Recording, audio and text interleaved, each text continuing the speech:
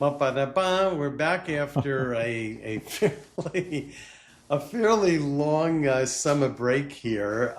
We both, as usual, have been traveling, and this giant conversations. I'm Harinam Singh Khalsa with the ever-present Kevin Weldon, and we're here to talk about Giants football. It is the summer, and I see some of the other podcasts are taking their big breaks. So we took our break, and there's not much real football. We'll get some football, but we can also talk about life and I see that Kevin's got. Well, it's a good place to start. I mean that. I've got obviously a virtual background here of some pre-game festivities at the recent Giant game. That's about the highlight of most of these recent games is bringing back the people who are on crutches right now, who have their hips replaced and other things, because there hasn't been that much of interest on during the 60 minutes of the football. Regressing, that's a very beautiful and interesting pictures. So there you go. Why don't you talk about that? Well, first of all, again, I want to apologize to I think our 7 subscribers on YouTube that we've been away for so long. If they're still around, yeah, okay. Yeah, but it's good to be back. And in the background today, and the headgear is one that you'd find on the well-dressed man in Uzbekistan. And the picture in the back is Registran Square in Samarkand in Uzbekistan, and my wife and I did a romp through the stands several years ago, and it's a really very diversified travel experience as you go through the stands. So we started in Kyrgyzstan, which is borders on China, the western part of China, and it has kind of a Chinese influence. And then Tajikistan, which is south of there, has kind of more of an Iranian influence. And then we moved to Kazakhstan, which has more of a Russian influence. And I always mix up Uzbekistan with Kazakhstan. Yes, I do. An understandable misunderstanding, I believe. You got to get your stand straight. But Uzbekistan has much more of a Middle Eastern feel. And then there's really? And then there's, of course, there's more stands. There is Turkmenistan, which is a country that's very, very difficult to get into. It's kind of like the North Korea of Central Asia. You have to have. They're doing a good job because I've never heard of it. Yeah, it's exactly the way they want it, and you have to have a couple of letters from officials to even enter the country, and it's a very odd place. The longtime president of the company wrote his own version of the creation story. Not Adam and Eve, not the Quran. He wrote his own version. And all the people and all the children at school had to recite his version of different segments of his version of the creation story. So it's a very odd place. I'd love to go to it just because it's odd, and it has some really historical places, and it had one of the main attractions in Turkmenistan is they have this firing pit that the Russians came and they found natural gas, and they dug this huge mine, and then they left, but the mine keeps burning, and it's been burning since the Russian era, and that's one of the big tourist attractions in Turkmenistan. You have to go on like a 2-day. How many journey. Tourists do they get in there? About as many subscribers as we have. I'd say maybe that's where our subscribers are. That's sort of quiet, maybe. Do they have a pad? Do you need a passport? Do they actually have a place where they stamp your passport? Yeah, and they have this. If you go online and look at it, I think the capital is Achabeg, and everything's in white marble. So they had this eccentric leader. He kind of broke away from the Russians, and he built this city in white marble, and basically, dubbed himself some kind of demigod, and that's part of the story. But that's not the story in Uzbekistan. Uzbekistan is a place that's really becoming popular along the tourist Yes. scene. When we were there, which was probably 8 years ago, there weren't many tourists, mostly just French people, but not too many. Now I know it's become much more popular. It has the cities of Samarkand and Bukhara, which are, very famous, very famous, mostly at this point, Islamic centers. So what's what is behind me again is Regency Square, and these are three madrasas, which are Islamic Schools, yeah. schools that were built after Genghis Khan rolled through in the 13th century, where pretty much all the cities of Central Asia were destroyed. So everything you see is generally there as after that. But it was a big part of the Silk Road, and Samarkand was a great setting for learning, philosophy, science. It's where Tamerlane's capital was. After the Mongol invasion, Timur took over most of Central Asia and big other chunks of a big area for a century and a half. And Bukhara is also a beautiful place, but more religious orientated. So there they have one of these holy books called the Hadith, which is not the Quran, but it's a series of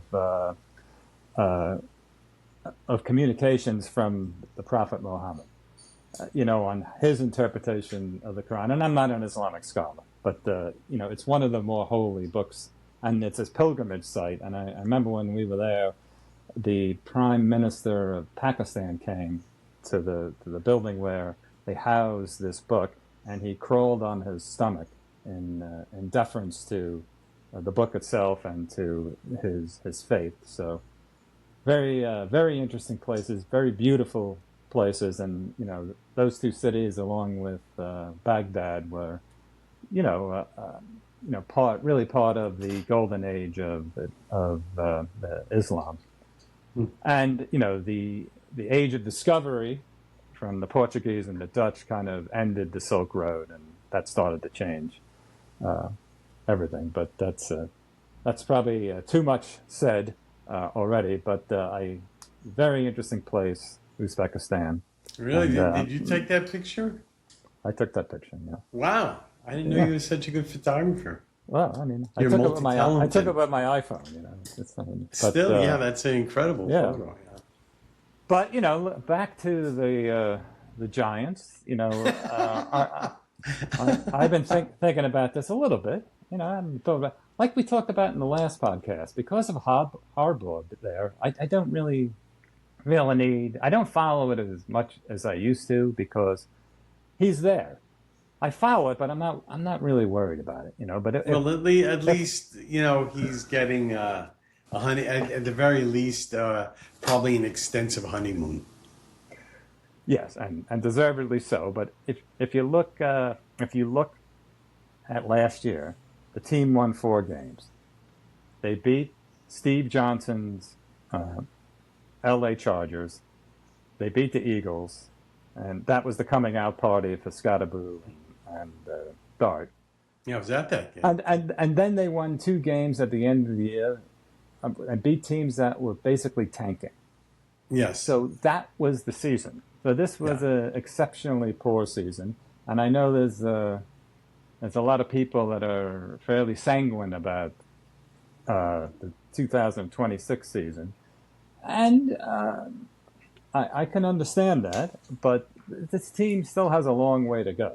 I mean, and I know that the league is set up, and there's recent examples of teams going from worst to first. obviously that would be wonderful. But I have, I temper my enthusiasm a little bit in terms of results, and if, What do you know, you think is looking back on this uh, these last, well, you could say 3 4 years, or you could also say the last 8 or 9 years or more. But let's say the last 2 years for sure. You know, 2 3 4 last 3 years actually. Do you think that it's really bottom level talent, or do you think it was like really poor coaching, or both? I'd say more talent than coaching, or the coaching wasn't particularly good. I Now, had the other view actually. yeah, yeah, Yeah, I'm but not, time will tell. I'm not surprised. But if you look, starting with the offense, right? They had a serviceable offensive line last year. Now, the statistics are exaggerated because the quarterback ran so much, right? So they said, oh, we have a very good running offense. But in reality, the quarterback, um, was responsible for a large percentage of those yards. So but they did have a serviceable offensive line, and they've added a big piece with this kid from Miami. So obviously, I hope that's going to help. I mean, the center position to me is still a big question mark, and so is the other guard position. If the tackles are healthy, Which is a big question. a big question. But they're competent players. But John Michael Schmitz, I just have this him and remember they drafted Winston Richburg or somebody like Oh 7 years yeah, ago. Weston Richburg, Richburg. yeah. I just remember him getting knocked back into the quarterback for 2 years, and I have. Let's hope that John Michael Schmitz can at least be serviceable, but that's the weak point in the line for me. And then if you look at the rest of the offense, they have a somewhat ordinary running back room. Scadaboo is very popular, and he's a he's a real as they like to say, dog. There aren't that many dogs on this team, but he's one. He's a little bit limited in what he can do, but I mean, I'm glad he's on the team. Wide receiver, they have the one player that Malik that showed a lot in his rookie year, and then But not very, but not seemingly very, very. It's funny. I'm just kind of intervening as you're going through the roster. Sometimes you're saying something. I don't want to forget that. Uh, the guy's got great talent, but he just comes off as one of these younger players that's this guy from San Francisco, Ayuk, is in the news all the time because he's doing wacky things to just undermine his own career. He's probably better off just not saying anything.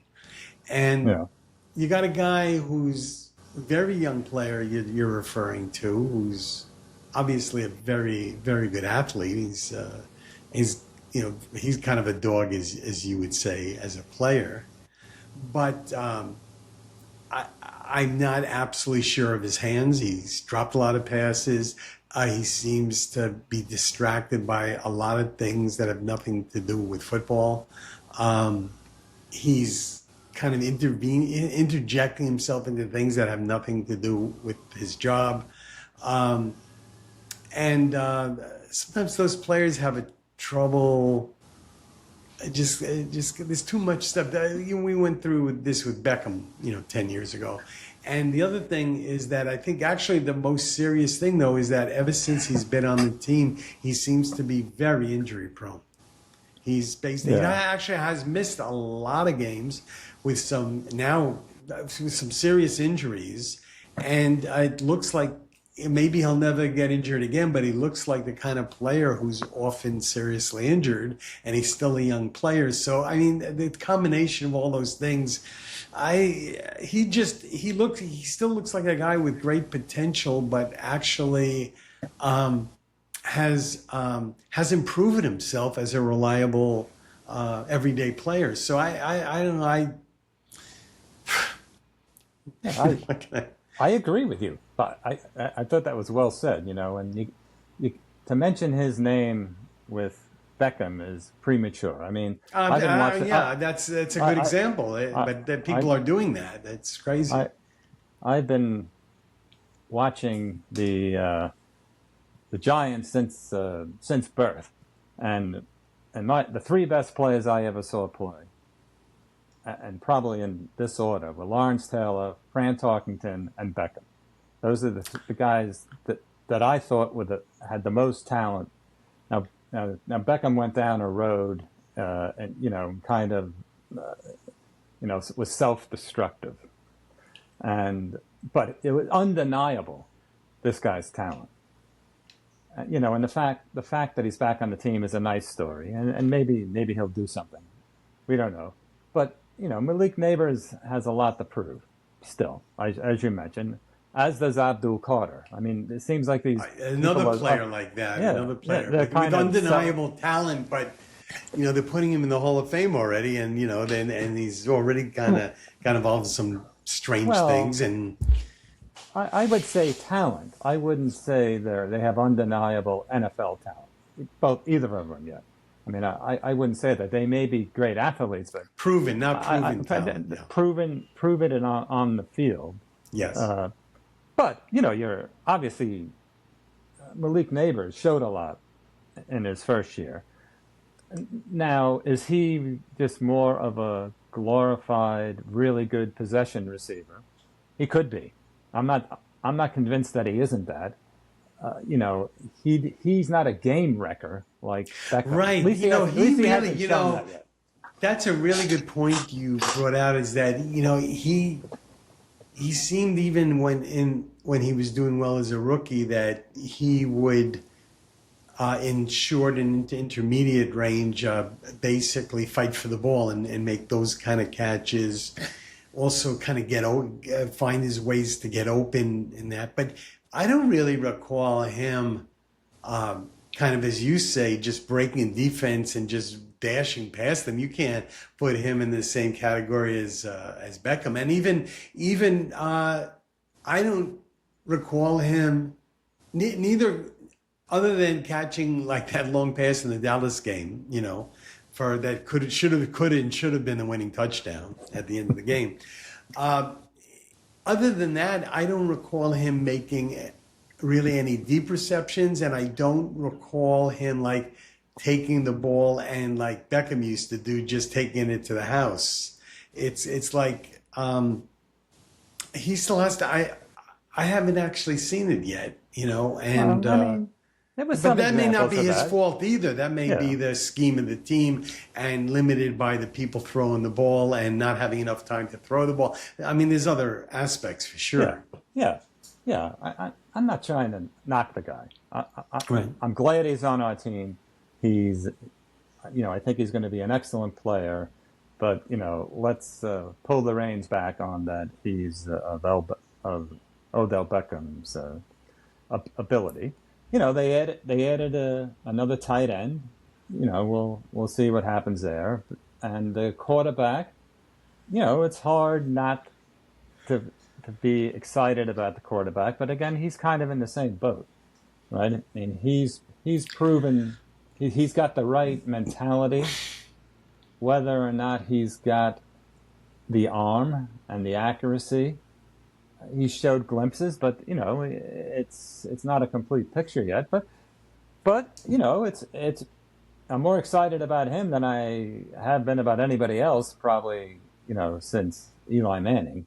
And that position. So offensively, there's potential, and defensively, I mean, in my opinion, by far the Giants' best player is Burns. he's an absolute dog and talented and has a and is relentless. And he's also accomplished. The other guys we talked about talk it. They show it on the field, but they don't have the resume. So the Giants have really on defense at least they've really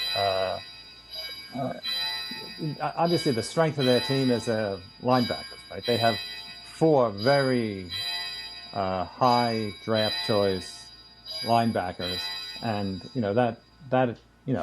and hopefully they're good pass rushers. But even that remains to be seen. But a position that, at least I'll say this about that, a position that they, years and years ago, even when they had terrible teams, were known for. I mean, for maybe 20 years, they were known for having great linebackers, and they went from that under Jerry Reese to actually never have linebackers. And now at least there seems to be a desire to build that, because I think that's been like a noticeable weakness in the team for quite a while. Right, but even other than Burns, the other three guys are still, in my opinion, relatively unproven. There's an enormous amount of potential there. Thibodeau, you're a big Oregon Duck guy, and when they drafted him, you told me exactly what you thought, that the guy shows up in big situations, and there's times where he's somewhat invisible. I think he's, I think I remember us talking about it, and I think more or less you could see why I said what I said, is that the guy's a very good athlete who still was a little rough as in his techniques. He was the top coming out of high school. I think he was the top rated player coming out of high school, and he played. I think he played 2 years for the Ducks, maybe 3, and he was like a really good player. But the two things was, and I think you've seen this in the pros too, is that first of all, he wasn't playing like all out every play. I'm not saying he was lazy either. It was just kind of like he just was kind of like a pretty good player throughout the game, and then at the very end of the game, he'd make the big play to save the game. The game would be on the line. He'd make it. And then the other piece of it was that he tended to dominate a lesser opposition, but when he was up against like a really good offensive tackle, he was completely negated. And so I kind of had some reservations, even though he was a really good player for the Ducks, won a lot of games for them because of being a really good closer. On the other hand, he coming in, people were like lauding him as a great future pass rusher and question his run defense. But I think I shared with you, I thought that was unfair. I thought actually that he was a good run defender in college and actually would be pursuing plays downfield. And I think he's done that in the pros too. So I think what hurt him coming in is that he was perceived being in a way that he really wasn't. He's actually like a pretty good run stopper who can also be like a game-changing pass rusher, but only in crunch time and only if he's not like matched against like a really good tackle. I think that's how it's been for him. Yeah, right. So the Giants' strength, at least on paper, is their linebacking. They have 4 relatively young, very athletic, very talented, at least on paper, players at those positions, and it'll be interesting to see what happens. If you look at their defensive line, they got a rotation. They got a rotation of basically anonymous players, and I don't. I think that could work. As long as you have six players at a component, I don't necessarily think you have to have somebody that's overly dominant if you have those other pieces. And, they can always go back to this NASCAR configuration with those four guys at certain downs. And I have a lot more faith in this coaching staff to find how to use these guys. I mean, they have these extra pieces. And the secondary is, a crapshoot. That's a big question. At this point, I mean, this guy that they drafted in the second round a couple of years ago is, I'm not studying the all 22 tape all day long, but he's basically invisible. Which one? You're talking who are you referring to? The guy from Minnesota they drafted 2 years ago. Newman, the safety, yes. Yeah, I mean he came in as a ball hawk at 9 interceptions. I mean, I don't. Again, it could be how he's used, but your eyes don't lie to you. This guy does simply not make plays. And I don't know if the current coaching staff's going to find something in him. I hope they do. The other guy they brought in last year was also disappointing. The cornerback they brought in last year was disappointing. If Cordell Flott's your best player in the secondary, you're in trouble. I mean, not that he's I thought he played pretty well. I know, but I mean, I weighed as much as Cordell Flott in fourth grade. I mean, this guy looks like he weighs 95 pounds. And he played okay, but he can't be your best player in the secondary. He just can't. Well, I think that he basically would have been re-signed by the team except for the new coaching staff is not looking for that kind of player. For the same reason, you go back to the first draft that Shane had. He's picking guys like Wan'Dale Robinson and Flott in the second and third round of a team whose cupboard was bare. Yeah. And you're picking these little guys. I mean, they're good. I mean, they played their hearts out for the Giants. They're not bad players, but you can see the difference in this new regime is that they're looking to get bigger and stronger instead of like smaller and faster, and it's a different type of team. But I don't see how you can build a foundation of a team around guys weighing 165 pounds. It's like insane. I mean, you'd maybe pick them up as free agents or something, but your second and third round picks are that's crazy. I'm 215. Maybe I should show up at the training camp. see what I. No, it's I remember that. I mean, like, what are they thinking? And now they gave this guy a 4-year extension. Well, what I really expect to see the biggest improvement is in the special teams. Right, the Giants' special teams. Were a joke. Were a train wreck. Now they have a professional punter. Yeah, and you know what? Underrated, by the way. I mean, not him, but it's kind of like them ignoring this for a decade. The guy it's unbelievable they had this guy Gillum for he played for them for probably 5 or 6 years. And it's crazy because the guy had a strong leg, but he's not like a real professional kicker. Yeah, well, I have a soft spot for him because, I've been to Scotland 29 times, and he's from Scotland. And the Scots were just in Boston for the World Cup. I mentioned before the Mongols going across Central Asia. That was like the Scots going across the city of Boston, man. And really? It was hilarious. Oh, they drank pubs dry. Oh, so the owners of the pubs had to go to Costco to buy liquor. And they were all right. I mean, they were funny. I mean, I didn't see any trouble in particular, but they were, let's say, very enthusiastic.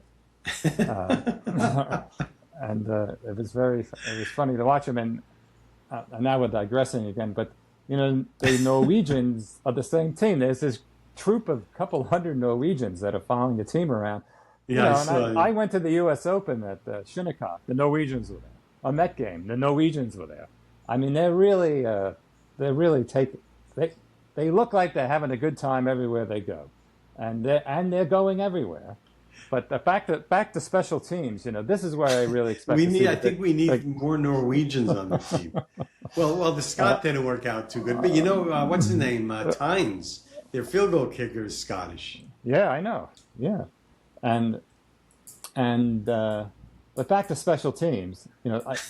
Obviously this is going to be the area where I think we'll see the most immediate improvement because of who Harbaugh is and his commitment to that and his expertise in that. I mean that was that was a big coaching issue with the prior regime, getting special teams Well, and also in line. deciding the composition of the roster. I think they underestimated the importance there that the kicking game actually cost them quite a few games. And you're always like nervous. Well, at least I hope he kicks the ball. He doesn't kick it like like you're just hoping for like the worst possible. Not it's going to be the worst possible scenario. And now you got a guy Yeah. who looks like he's a professional punter. And the kicking actually the field goal kicking is of a super big question mark, but you kind of trust the people making the decisions. Yeah. Well, the guy at the end of last year, they brought him in when somebody got hurt. He looked by far the best kicker that they've had in the last 5 years. He Yeah, only but played he's one been or two. every indication he's been terrible. This Okay, I know. this Well, spring. they brought in a very experienced kicker, and they cut him That's already. right. So they must So know what they're doing. They they, have they, an they idea what they're must doing. they must know. That's going back to the one of the original comments. I'm not worried about that. I mean Harbaugh is going to sort that out. I mean that's his area of expertise. It's a microcosm for the entirety of the football operation. His special teams. So I have a feeling they're going to be much improved. That's the one area where I expect to see the most improvement. The other areas will continue to see. So, by the way, you live in Mexico, and Well, I not full time, not but full I time. I mean, spend I spend time okay, here. you're right. Okay, so your wife's in Mexico. You spend a lot of time there. My wife's in Turkey. I spend a lot of time there. So the Turks didn't do very well in the World Cup, which was disappointing to the Turkish community. And the game last night that Oh, that was a good New game. Mexico, that was an incredible game. I mean, That was a really good I don't game. really follow soccer too closely, but I'm a sports fan, and that was very entertaining.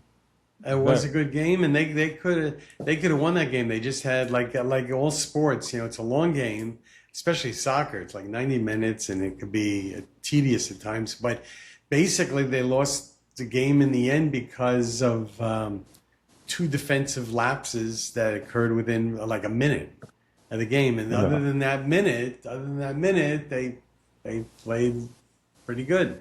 But And how did your wife and her family take the loss?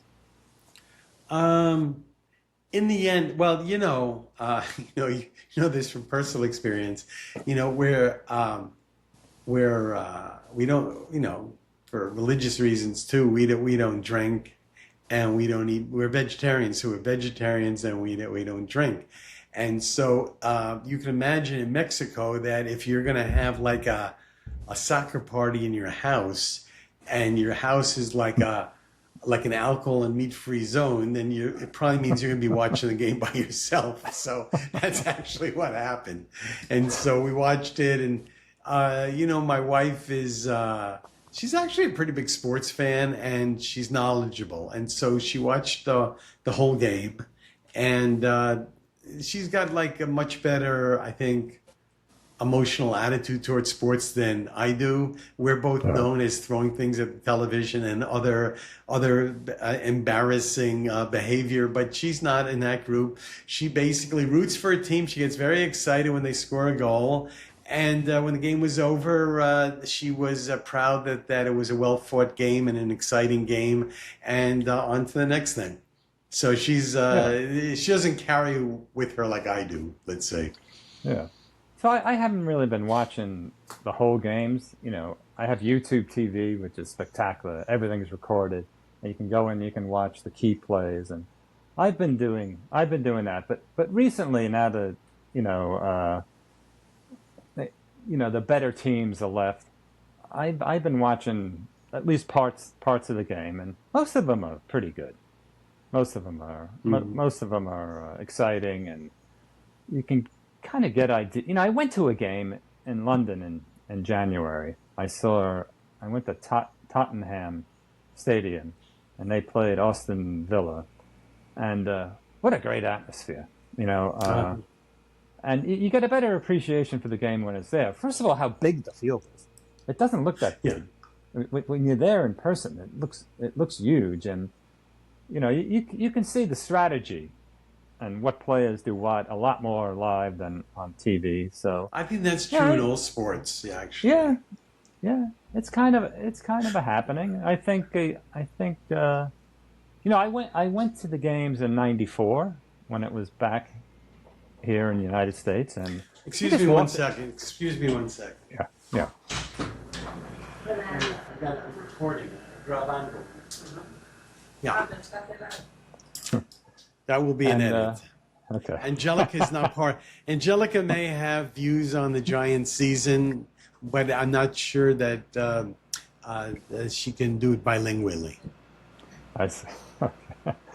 Well, back. entra. Oh, it's not like un segundo. Well, Angelica, ¿qué piensa de temporada adelante por los gigantes? You know, estamos hablando de gigantes. And so, ¿tú tienes Wow. opinión de nuestro equipo? Pues no lo ¿Quieres veo, la decir verdad. algo de juego de anoche? Estuvo muy difícil, Ujú. pero pues jugaron bien. Sí, she's a... Último tiempo no muy bueno, Okay. pero sí fue un gran equipo porque llegó Hasta el fin. hasta ayer. All right. Muchas gracias. Era muy fuerte el equipo contrario. Ya, Sí. estoy de acuerdo. Pero México jugó bien. Ajá, sí. Okay. All right, muchas gracias. All right, that was maybe I Lo don't edit siento. that. Maybe I don't edit that. That was Real-time feedback. That's a real-time feedback. That was Angelica coming in because she's a very good friend of the family. She also cleans the house 3 times a week, which is a Mexican kind of thing that Yeah. wasn't in the United States when I was there. But she does a great job keeping our living situation very graceful, and we love her. And she happened to walk in the door, and she didn't know anything about the Giants, but she did have an opinion about the game last night. She did watch the game, and she said just what we've said. She's like my wife. She basically thought that it was a very well played and hard fought game, that the opposition was a very good team, and that Mexico played very well, but then they played them all the way down to the last second, and that's all that they can do. And she was proud of her team. So pretty much the same as what Kulwan said, you know. What a bunch of adults. You know, usually you and I are kicking and screaming. You That's know, what I'm but saying. They have but- healthy. You Yeah. know what? I'm almost jealous. It's kind of like they can. I mean, you know what I'm saying? It's like they can. And maybe there's a point in my life I was like this, that they can actually watch the game, really get into it, okay, and enjoy it. And if it doesn't turn out well, just they enjoy the game itself, and they have no regrets, and they don't carry it with them. So you could see she was very happy today. She's not. If that was my team, it would take me a week to recover from this. As you'll see once the season starts. No, I was talking to you earlier this week about something unrelated to this, and I think I told you that I was emotionally exhausted about some stuff that I had to deal with in my regular life. And Not and your it celebrity remind life? Is this your celebrity life? my celebrity life is actually that's why people have celebrity lives. They're basically stress free. It's just it's like not real, right? So I remember this last year or two with the Giants of feeling actually emotionally exhausted by the end of the season, just enduring so much negativity. And I think this last season in particular was very challenging because even with the limited roster and the poor coaching, they were actually in games against very good teams. They were like leading them in the fourth quarter, and all they had to do was not implode, but to actually win games against playoff teams, very good teams actually. And it wasn't even that they were playing them tooth and nail. They were actually comfortably winning against some very good teams and completely imploded. And I think that the cumulative effect of losing like the games they lost, especially against like Denver. Chicago and Denver. Denver started that free fall. Denver, Chicago, Detroit, good teams actually, and on the road no less, and just completely imploding. And I just think that by the end of the year, I was like exhausted with the whole thing. And then they land up, of course, winning the last two meaningless games. They couldn't do anything right. Oh my God! I'm rooting. I find myself rooting against them, and they land up winning. Right? So they did one thing right. They got the coach. That's a big. Then that's it's kind of amazing that if you look at it, that the better players, especially at particular positions like wide receiver or defensive end or like pass rushers, they make considerably more than the highest paid coaches. Yeah. And I don't think that anyone has as much influence on the success of the team as the coach does. Right. Well, Harbaugh is being paid appropriate. Right? Yeah, but he basically what he's getting paid. Okay, market wise, he's getting well, and any of us would love to have that salary. But I'm just saying that he's not getting paid as much as as Brian Burns, for instance. There's no comparison who has more influence on the outcome of the game. It's just those are the economics of the sport. But the coach is by far the most important person on the field, and we talk about this guy, what's his name, Francesa, Mike Francesa, and there's reasons that he's not some ways not a likable person, but I have to say I often agree with his common sense way of looking at things. And a couple of years ago, he said something, I'm going, that's really true. He basically said that if you really want to look at the success of any team, long-term success of any team, it's like baseball, it's like the catcher, the pitcher, and the center fielder, right? And it's up the middle. And he was saying in football, it's the owner, the coach, and the quarterback. Those are the three people who have the most influence on the long-term success. And I think that's really been true. And I think you've had, very questionable, I'm not saying the owner himself personally, but the owning families have been sort of negligent, and there's been nepotism. They've had, since Coughlin, they really have not had like a really good coach. And they've had Manning at the end of his career, and Daniel Jones is still like a head scratcher. Even seeing him play well for Indianapolis, I have no idea. he's been like a perennial head scratcher, and then they've had other people, and no, so all those three things have been questionable. It's very hard to have a good team when Yeah, that's happening. yeah, that's a good point, and I generally agree with Mike Francesa. I know that sometimes he presents his opinions as axioms, but in general, I tend to agree with a lot, and he's pretty objective too. I mean, I He like is. I like listen. I really like him. I really like him. I think that he's very objective, and I like his common sense approach to things. I think the thing that, and he'd otherwise be my favorite commentator. I really do like him, and I think he's genuine. I don't think he's disingenuous. I think the one thing that kind of undermines him is that he kind of sometimes makes it more about himself.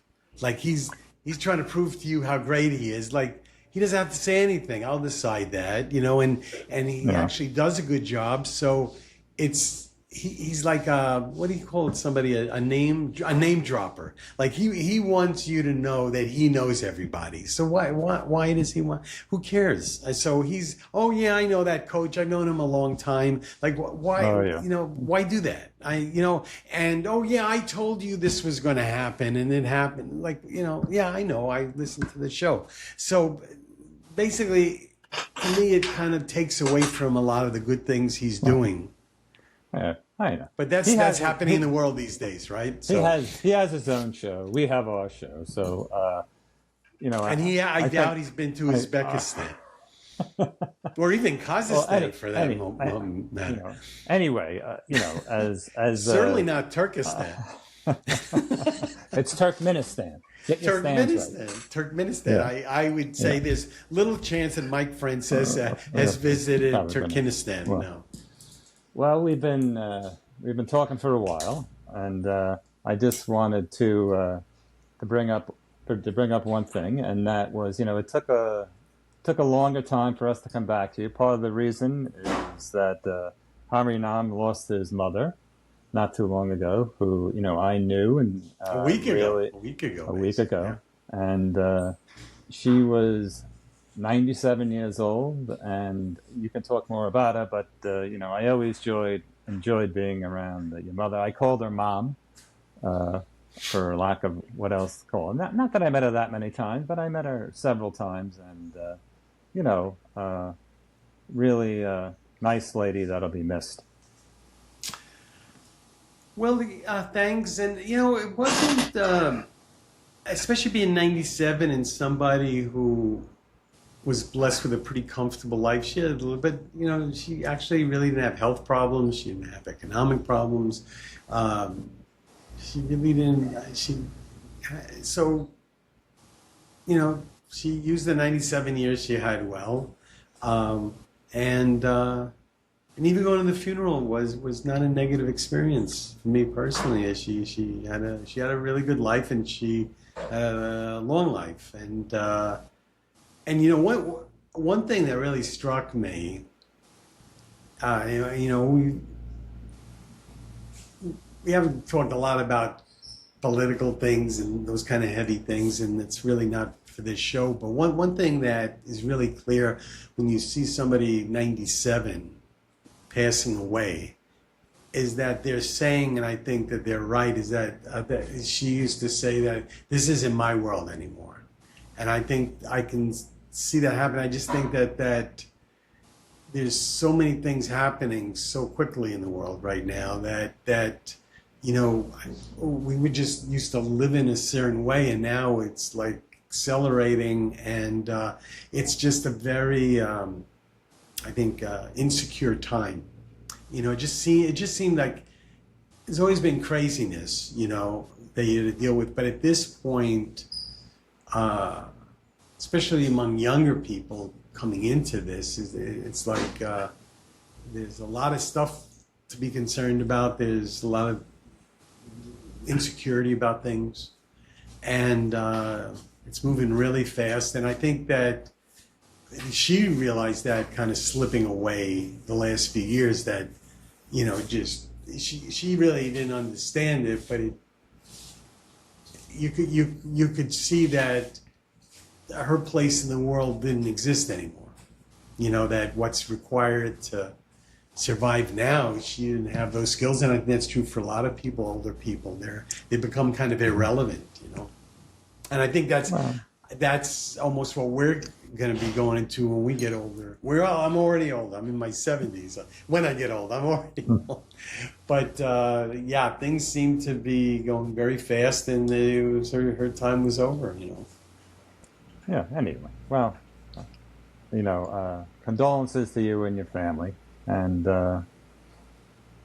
she had a long, like you said, healthy life, so that makes it a little easier. But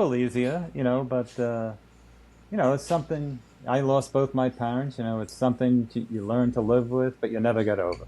Is the best way to describe it. So, just wanted to,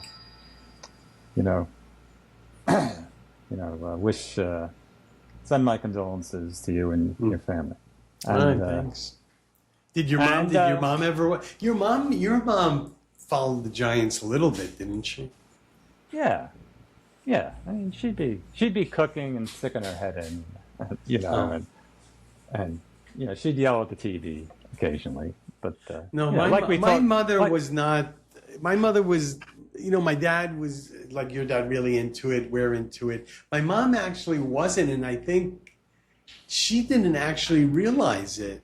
I don't know what was on her mind, because the last game I ever watched with my father was actually the Super Bowl at the end of the 2007 season, that when the Giants kind of shocked the undefeated Patriots, and we were watching it in their house in the living room, and she kind of was sitting in on it, and so was Kawant, my wife. We were all watching this game, and I think she was less interested in the game. That I don't think it occurred to her how important this actually was to the people watching it, particularly me and my father. And, when they won that game, the two of us were like actually crying. Very emotional. We were crying and hugging each other. And my mother, I remember, to be absolutely in shock with the level of our emotional involvement in the game. Yeah. And I was thinking, how could she have not seen that? But I think it sounds like your mom was a little more aware of that, a little more of a participant in that. She was acutely aware of that, and she would have been very happy for us. I was at that game, by the way. And yes, you were. Yes, you were. And like I said in the first episode, I wasn't going to go, and my wife talked me into going. That was that's sweet. Yeah. All right, man. I think that's a wrap. All right. Well, great. Well, thanks for your condolences. Thanks for the tour of Uzbekistan, right? Yes, Central Asia in general, but Uzbekistan. Yes. Yeah. Well, that's was the country. Now, I have a hat for all the stands, so this is Uzbekistan. You do, but you know what? You don't have one of these though. I'm not fit. I'm not fit to wear that hat. I'm not. You know what? I'll tell you. It takes a lifelong commitment to wear that hat. Which, this is actually almost 45 feet of material. Yeah, I mean, I've watched you wrap it. It's quite a process. It's quite a process. Anyhow, we'll be entertaining people during the football season. In time going on, we'll see how long it takes to build, but I think people are going to have a lot of interest in sitting in on these conversations. So thanks so much, Kevin, as usual. It's just fun. I mean, I don't have to do it. It's just a good pretext to talk with you, and it's great that we just have time, that we have an hour we could talk about whatever we want to, and it still gets back to Giants football. Right. And just Harinam does all the work. I'm just the pretty boy that shows up. So, all right. Well, you're doing a very good job being that pretty boy. All right. God bless. We'll see each other soon, and go Giants, and Giant Conversations. Giant Satnam. Conversations on YouTube and all your podcast platforms. All right. Ciao.